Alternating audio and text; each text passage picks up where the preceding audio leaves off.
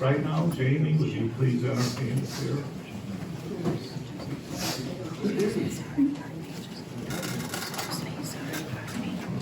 Thank you. My name is Jamie Hunter, and I'm honored to be here again today on behalf of the Dickinson County Concerned Citizens. I appreciate the time to speak today, and I hope that you will do more than listen. I hope at the end of today you will take action, because action is urgently needed. I first want to correct some things that I heard at the last Board of Supervisors meeting a couple of weeks ago. The reasons I heard from this board for why a moratorium was not being enacted is because there were processes that needed to be followed, and it was in the P&Z's hands. Well, the Planning and Zoning Commission does not have the power to enact a moratorium, which is what your constituents are asking for now. Only this board has the power to do so. And there's no mechanism or process for a request for a moratorium to first go through P&Z. This is in your hands. Now, as you know, the P&Z formed a WIN committee to study the outdated ordinance. Their first meeting is not until next week. I learned yesterday that back in 2008, it took the P&Z over 7 months to put together the current wind turbine ordinance. We don't have 7 months. We don't even have 7 weeks. A moratorium needs to be enacted now, so these corporations don't try and slip through and get these applications for these giant wind turbines up to 600 feet tall based on an ordinance that was based on outdated technology from 2008. So without a moratorium, you're essentially wasting the P&Z's time and resources, which also means a waste of taxpayer time and resources. Now, back in July, an attorney from Chicago, on behalf of Invenergy, which is one of these giant energy companies, they sent you a letter claiming that any moratorium would not apply to them because they would be grandfathered in. First of all, that's incorrect. That's not what the Iowa law says. But second of all, and good news for you, is that you don't have to make that decision. If Invenergy or any of these other energy companies doesn't want to comply with the moratorium that you've enacted, they know how to file a lawsuit and go upstairs and ask a judge to make that determination. Invenergy certainly knows how to do that. They've tried that tactic before, because after Hardin County passed the moratorium a couple years ago, Invenergy sued the county. And then over a year later, they dismissed the lawsuit and they didn't end up building any of these wind turbines in Hardin County. After Worth County changed its wind turbine ordinance, Invenergy sued them too, claiming that they didn't have to follow the new ordinance. And that case has been pending for over a year. It's scheduled for trial at the end of October, so that's still going on. Regardless of what you decide today, there could easily be a lawsuit. We know big corporations are litigious. There's also a lot of very concerned and passionate citizens in this room. And I hope that you do not let a letter from a Chicago attorney dictate your actions. And I hope that you are not bullied or intimidated by these out-of-state corporations who are looking to make a profit off of your land and off of the land of the citizens in this room. Other counties, in addition to Hardin and Worth, have stood up to these out-of-state corporations by issuing moratoriums on new wind turbine applications over the past 3 years. These counties include Grundy County, Clark County, Montgomery, Kossuth, Butler, Iowa, Page, Adair, Madison, Union, and Sioux County. All of those counties have stood up for its citizens. And they have a couple other things in common too. One, all of those moratoriums were enacted by the Board of Supervisors. The supervisors didn't wait for some request by the Planning and Zoning or any other county board. So to say that you might need to hear to wait from the Planning and Zoning Commission, that's just not correct. Another thing those counties have in common is that none of them are home to the Iowa Great Lakes. These counties that have enacted a moratorium and updated their ordinance, they're not dependent on tourism. They don't share the same natural beauty and resources and bird migration that Dickinson County is so lucky to have. So you have an even greater responsibility to take care of these natural resources. Now, going first out of the people in the room today, I don't know what everyone else is going to say. I expect that you will hear from the industry that these giant industrial turbines are good for the economy, that they might generate millions of dollars of revenue for the county. Well, First, they don't pay any property taxes for at least the first year or more after they're placed in operation, and then it's only in small increments after that. But also, just last week, Invenergy announced a deal with Bank of America in which Invenergy agreed to sell tax credits worth $580 million. So I think it's hard to argue that you are providing a tax benefit to the economy when you are taking in so many tax credits that you're selling $580 million worth of those tax credits. That said, we're not here today to debate the economic effect of any of these potential wind turbine developments. That issue may very well go before the Board of Adjustment in due time, and we can come back here and have those debates. The only issue before the board at this time is whether to enact a temporary moratorium on all new wind turbine applications. And if you don't do that, all of these discussions will have been a waste of time. And I've talked today about Invenergy only because that's the company who I saw a letter from their Chicago attorney, and they've got a public meeting scheduled for next week. But I want to make clear that we're not trying to single out or target any specific company. This moratorium should apply to everyone, in-state or out, from submitting any new applications under zoning ordinance Article 22, Section 5D. And a moratorium is not forever, it's only temporary, until the planning and zoning has a chance to review and update the ordinance. So, in Invenergy's letter that I reviewed, it noted that the planning stages for this development began as early as 2008. So that's 15 years ago. I mean, 15 years, what's a few more months, really? In conclusion, I want to remind you of your duties and powers. Iowa Code Chapter 331.301 states that a county board of supervisors may exercise any power and perform any function it deems appropriate to protect and preserve the rights, privileges, and property of the county or of its residents, and to preserve and improve the peace, safety, health, welfare, comfort, and convenience of its residents. Your duty is to your citizens and the residents of this county, and not to out-of-state corporations. So this is in your hands now. If you do not pass the moratorium, I hope that you are then prepared to explain that to your constituents, because they know that it's not the P&Z's duty or the power to do so. So on behalf of the Dickinson County concerned citizens, I ask that you issue a temporary moratorium on all new wind energy conversion systems. Thank you.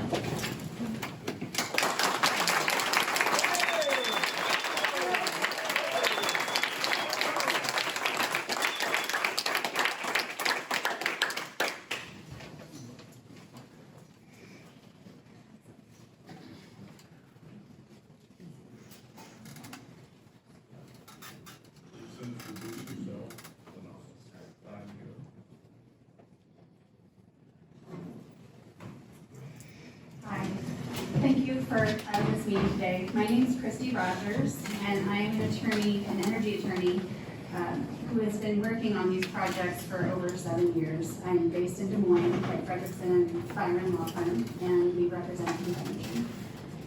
My team has permitted thousands of megawatts of renewable energy in Iowa over the years, and is very familiar with the ordinances throughout the state, wind and solar. And we've seen the benefits that these projects provide to communities, and we've also gotten to know how seriously Invenergy takes their responsibility to be environmental stewards of the land around these projects that they work on, and also to develop good relationships with the communities in which they build. I just want to give you a little context for the rest of what I have to say. Renewable energy is favored by bipartisan state and federal policies. Governor Reynolds is a champion of renewable energy, and in fact, just last week at the Iowa State Fair, named the day Solar Day. A few years ago, she did something similar with wind. Iowa Code Section 18B. Yes. Sorry. No problem. Iowa Code Section 18B1 provides smart planning principles for local communities, counties to abide by in planning, zoning, development, and resource allocation. And it provides that those counties should favor and consider renewable energy and promote it in their actions.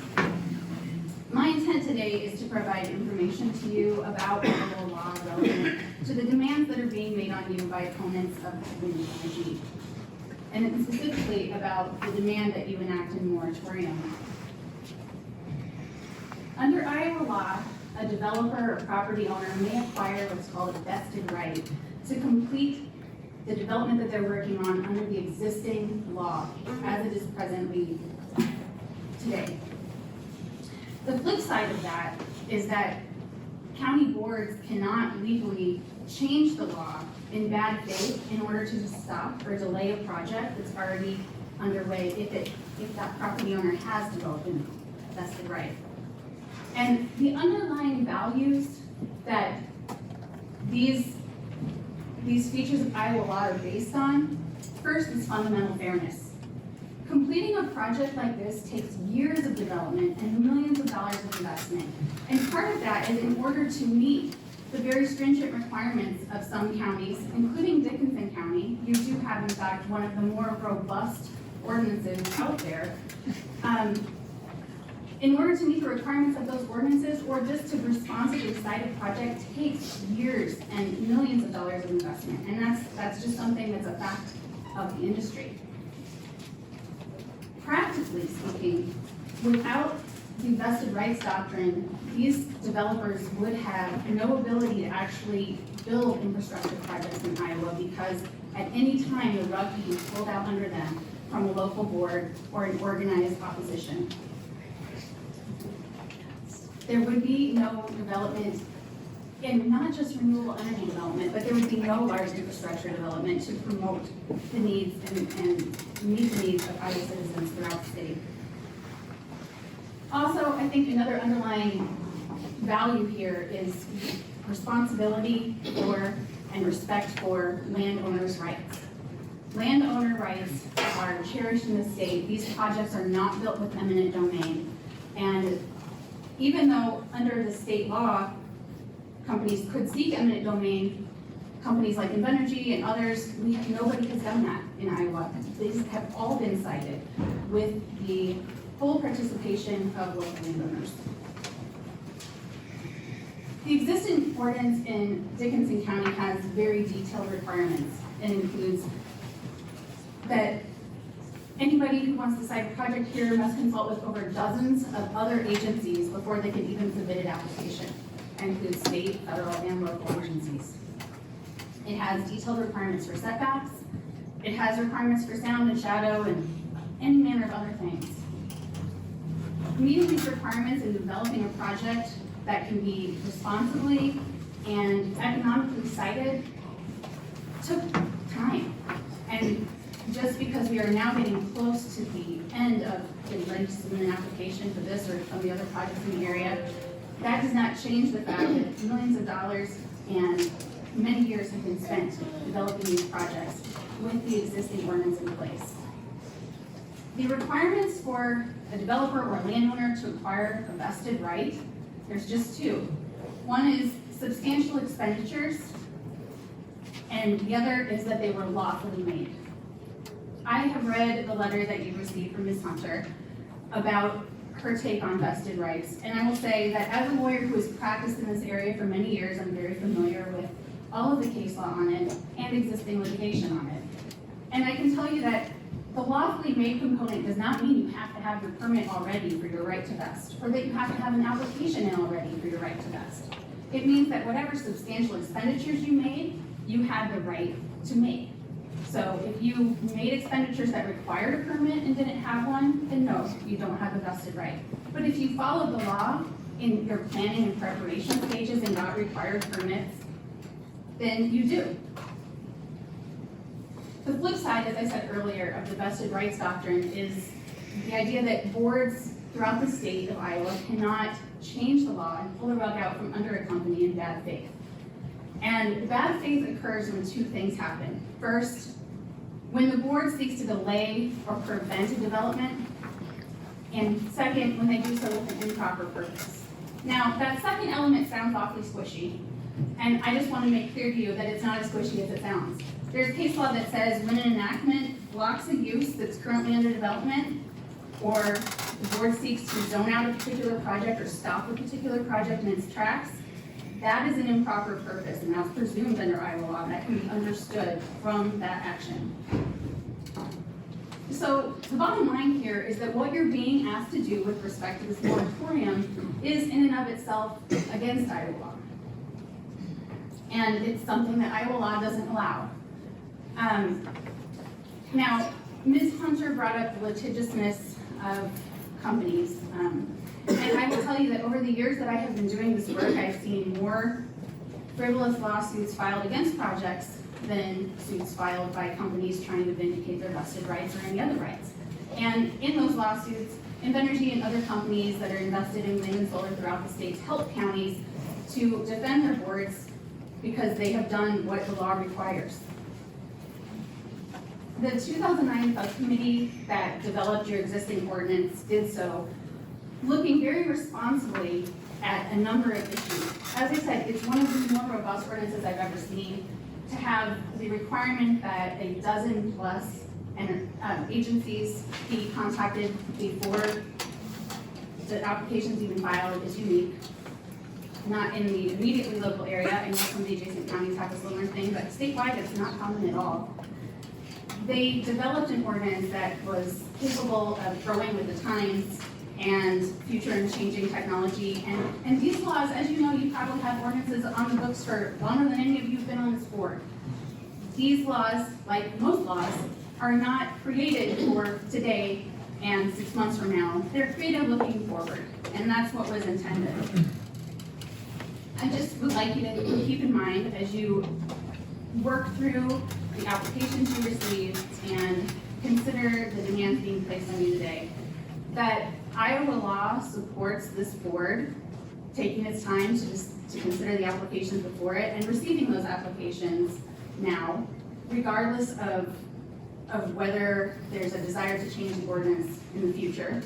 And in fact, for it not to do so would be a violation of what Iowa law provides and the protections that it provides in order to both shield counties and allow investment by landowners and developers throughout the state.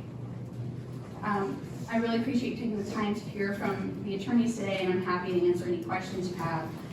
I will speak to you at the end of the meeting. Thank you.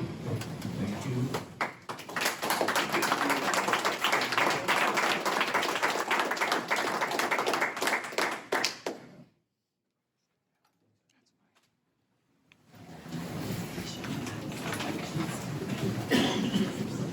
Thank you all for all the time you put in today on this. I know this has been a really long meeting for us all. It was also longer than my labor, so I appreciate that. A lot of concerns have been raised today, and I told you at the beginning of this meeting that Dickinson County has a very robust wind ordinance. Now, there are counties in the state that are unincorporated and have no ordinances. Wind can be developed there without regard to county rules, without setbacks or anything else. Your ordinance already addresses the vast majority of concerns and issues that have been raised here today, actually everyone that I've heard. It already addresses waterfowl flight patterns, bats with U.S. Fish and Wildlife consultation requirements, EPA requirements. It addresses water quality and drainage. It requires consultation with the U.S. Army Corps of Engineers regarding those issues. It also addresses electromagnetic interference or TV interference, radio interference. It requires FCC consultation, all before you even apply. You have to have a road use agreement. You have to have a decommissioning plan that is already pre-approved by the county and assures that funding will be in place whenever it ends project life. Also, the same thing is reinforced by the landowner agreements themselves, which you heard here today from some landowners participating in this project. It requires a sound study, and it also requires an emergency preparedness plan. On top of all that, though, Invenergy does additional due diligence to provide information to you about the project and will in their application. They'll address housing values, shadow, health benefits, health effects, and benefits to the community, taxes, the carbon savings that the project will generate, and setbacks. And it'll explain how setbacks are being exceeded. The setbacks in the ordinance will be exceeded by this project. And not only that, I just want to point out that your ordinance has scalable setbacks, which in and of itself establishes the fact that it was made to adjust with changing technology in the future. That's why there are scalable setbacks. These turbines are going to be under the maximum height contemplated in the ordinance. The energy that's produced in this project will go to the same grid segment of the United States Power Energy Grid, the same segment that provides energy to your community. It's not possible for me to tell you it's going to go to your farm or your home any more than it would be for me to tell you that the air coming out of my mouth right now is going to go directly to you. Electrons go where they're going to go. But they're all going to be put into the part of the grid that supplies energy to your county. No Iowa court has ever found a nuisance on the basis of a wind turbine being on an adjacent property. Dickinson County is a very beautiful place, and as an Iowa native, somebody who has grown up here, lives here currently, I have enjoyed the opportunity to see the Great Lakes over the years, and I plan to continue to do so. But one thing that I think folks don't seem to understand is that the Iowa legislature developed a law to apply equally to all of us, all of the counties in the state, and it encourages you to promote wind energy in your activities. Ultimately, what you're being asked to do is a violation of Iowa law, because passing a moratorium is an act in bad faith taken to stop a particular project, especially when it's done so for the express purpose of enacting a new ordinance that will impose new requirements after a project has been developing for 15 years trying to comply with what you already have in place. We've heard a lot also about the landscape and the beauty of the landscape here, and I just want to close with just a thought. I have a 3-year-old daughter. Recently, I was driving across the state passing wind turbines. She hadn't seen them really before up close, and she was just mesmerized. She thought they were the most beautiful thing she'd ever said. She literally turned to me and said, "Look, Mom, they're blooming." Beauty is truly in the eye of the beholder, and this is an investment in the future of our energy independence for the country, and it's a huge investment in Dickinson County, and we're really pleased to continue to work with you on this project. Thank you.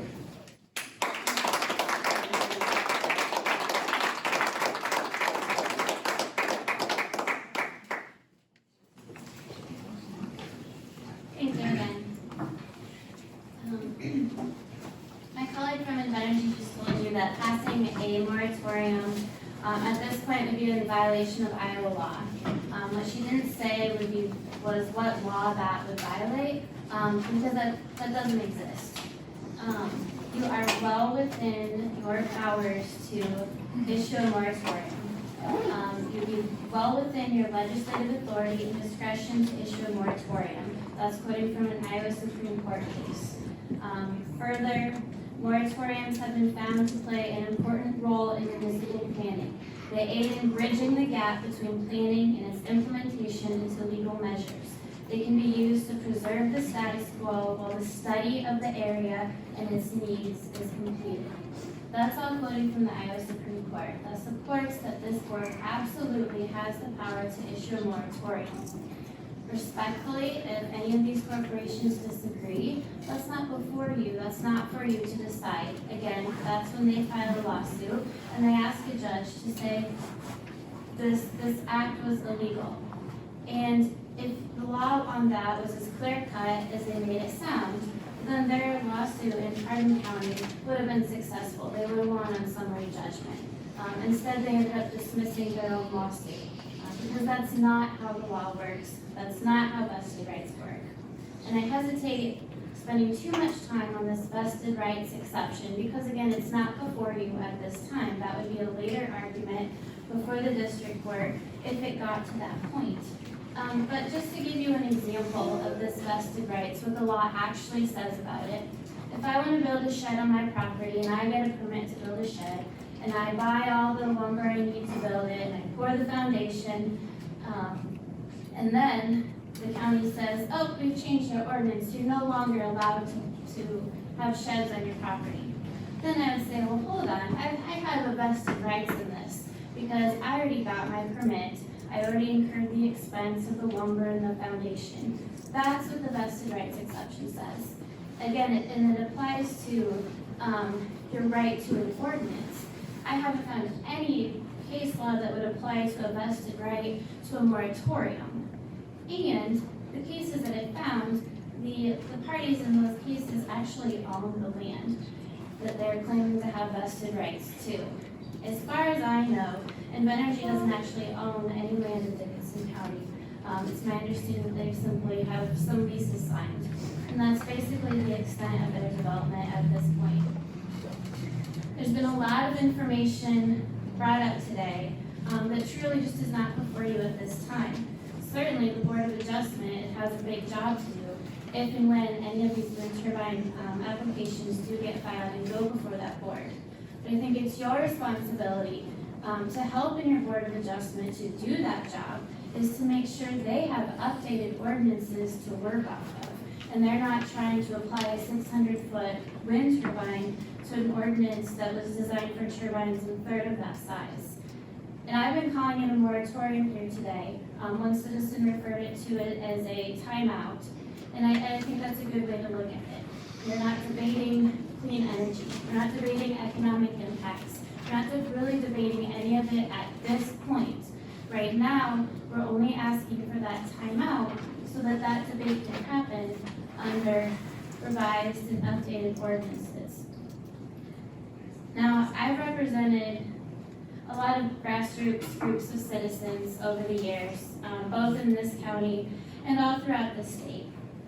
And I think it's fair to say that I haven't encountered a group that has done so much research and had been so educated and informed on an issue in the past.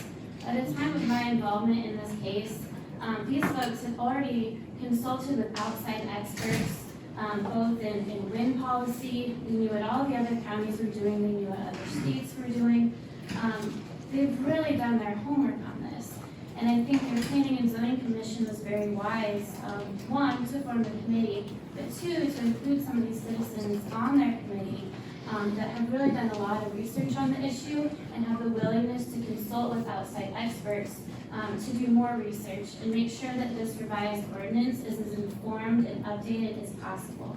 So again, I ask that you let your Planning and Zoning Committee to do its job, issue a timeout or a moratorium on all new applications. We're not targeting any company on any new applications. Thank you very much.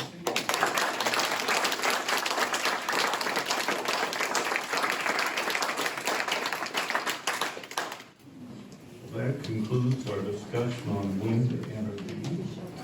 Our next step on the agenda is adjournment.